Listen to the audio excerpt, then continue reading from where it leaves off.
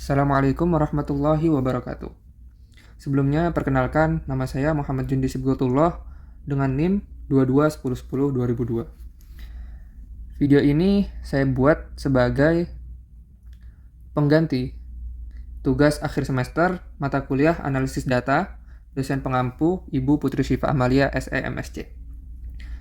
Pada kesempatan ini, saya akan mempresentasikan hasil proyek akhir analisis data saya yang berjudul Membedah Ekosistem YouTube, Analisis Segmentasi Kreator Global Menggunakan K-means Clustering.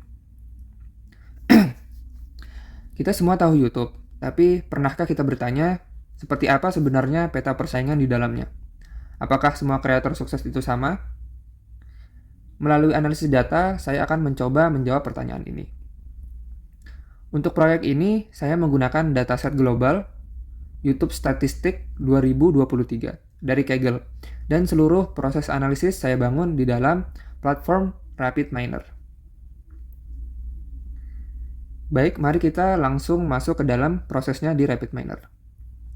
Berikut adalah alur kerja lengkap yang saya bangun yang bisa dibagi menjadi 3 tahap. Tahap pertama yaitu pembersihan dan transformasi data. Proses saya mulai dengan operator replace.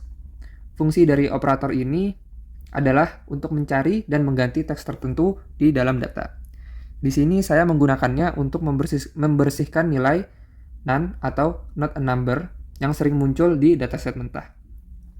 Parameter yang saya atur adalah atribut filter type saya ubah menjadi single agar operator ini hanya bekerja pada satu kolom spesifik.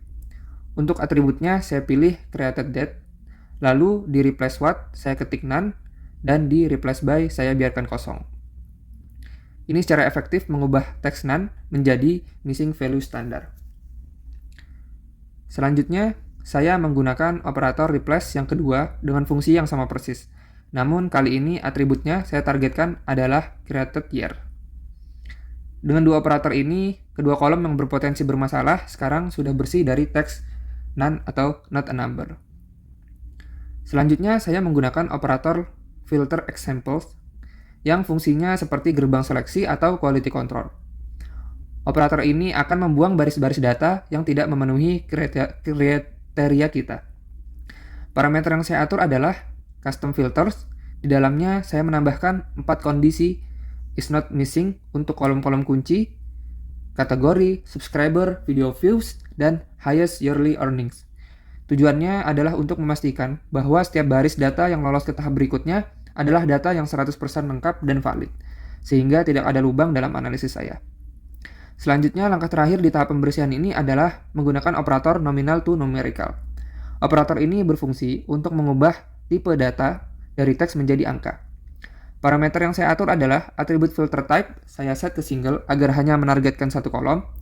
Atribut yang saya pilih adalah created year, dan yang terpenting pada parameter coding type, saya memilih unique integers agar memberi perintah pada RapidMiner untuk menerjemahkan teks tahun. Misalnya teks 2022 menjadi angka matematis 2022. Jika saya tidak mengubah parameter ini, RapidMiner bisa saja salah mengartikannya menjadi kode-kode acak seperti 0 atau 1 yang akan merusak analisis saya. Tahap kedua yaitu persiapan untuk model clustering. Di sini saya menggunakan operator select attributes. Pada parameternya, atribut filter type-nya saya ganti menjadi subset.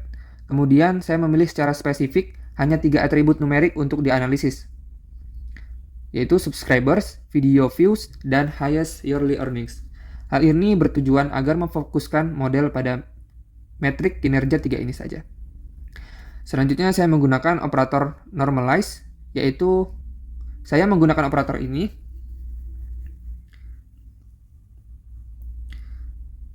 tujuannya adalah untuk menyamakan skala ketiga atribut yang sudah dipilih tadi, agar analisisnya menjadi adil dan tidak bias.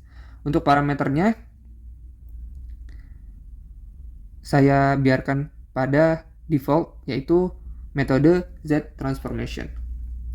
Tahap yang ketiga, di sini saya menggunakan tahap yang ketiga yaitu implementasi model clustering. Di sini saya menggunakan operator K-means. Satu-satunya parameter kunci yang saya ubah adalah nilai K yang saya tetapkan menjadi 4. Ini bertujuan untuk menginstruksikan algoritma supaya menemukan dan menciptakan 4 segmen atau cluster dari data yang masuk.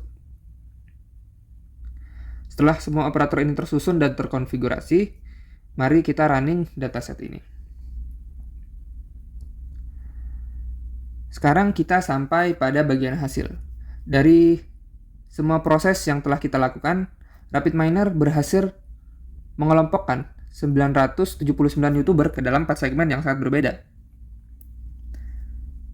Kita masuk kepada description.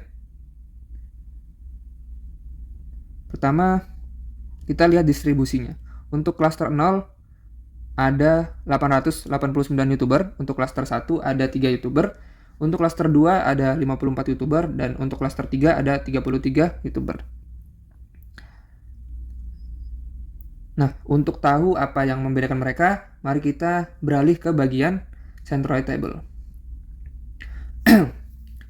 Nah, teman-teman, penting untuk diingat, angka-angka di tabel ini adalah nilai yang sudah dinormalisasi. Artinya, nilai positif menunjukkan performa di atas rata-rata keseluruhan, sementara nilai negatif menunjukkan performa di bawah rata-rata.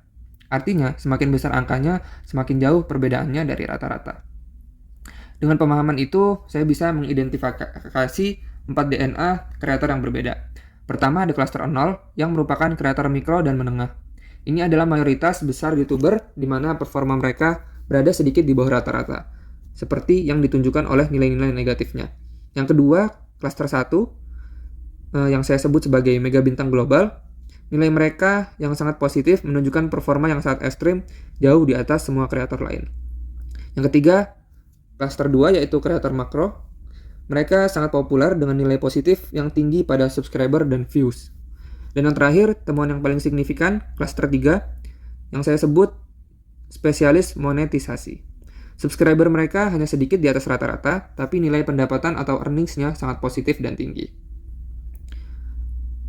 Nah, untuk memahami cerita di balik angka-angka tadi, selanjutnya kita akan beralih ke bagian plot. Di sini kita akan melihat garis interpretasi dari centroid table. Setiap garis warna ini menunjukkan DNA karir dari masing-masing segmen, dan kita bisa menganalisisnya satu persatu. Pertama, kita lihat garis hijau di bagian paling atas. Ini adalah cluster 1 yang saya sebut mega bintang global. Posisinya berada jauh di atas semua segmen lain, menunjukkan dominasi absolut di semua metrik. Polanya mencapai puncak tertinggi di video views, yang menegaskan bahwa kekuatan terbesar mereka adalah kemampuan untuk menghasilkan penayangan dalam skala masif. Selanjutnya, garis hijau stabilo. Ini adalah cluster 2 atau kreator makro. Posisinya berada di level kedua, jelas di atas mayoritas, namun masih jauh di bawah mega bintang. Polanya cenderung menurun dari kiri ke kanan, dimulai dari titik yang sangat tinggi di subscribers, namun sedikit lebih rendah di video views dan earnings. Berikutnya, pada garis merah, ini adalah cluster 3, spesialis monetisasi. Posisinya sangat unik, dimulai dari level yang rendah di subscribers, hampir sejajar dengan mayoritas. Polanya sangat dramatis, yaitu menanjak tajam dari kiri ke kanan. Di pilar earnings, garis ini melesat ke atas, bahkan melampaui kreator makro. Yang terakhir, garis biru di bagian paling bawah. Ini adalah cluster 0 yang saya sebut kreator mikro dan menengah. Posisinya berada di dasar grafik, menunjukkan performa rata-rata mereka berada di bawah rata-rata keseluruhan dataset. Polanya relatif datar dan rendah, yang menunjukkan tidak ada satupun yang benar-benar menonjol. Kekuatan mereka seimbang, namun seimbang di level yang rendah. Kesimpulannya, dari semua analisis ini ada 3 kesimpulan utama yang bisa saya tarik. Yang pertama, struktur pasar YouTube itu sangat terpolarisasi. Ada kesenjangan yang sangat besar antara segelintir kreator di puncak dengan mayoritas kreator lainnya. Yang kedua, analisis ini membuktikan bahwa ada beberapa jalur kesuksesan yang berbeda. Menjadi sangat populer adalah salah satu cara, tetapi menjadi spesialis yang efisien adalah cara yang sangat valid.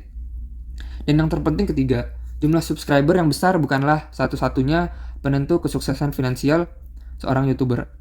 Strategi pemilihan niche dan kemampuan monetisasi terbukti menjadi faktor yang sama pentingnya.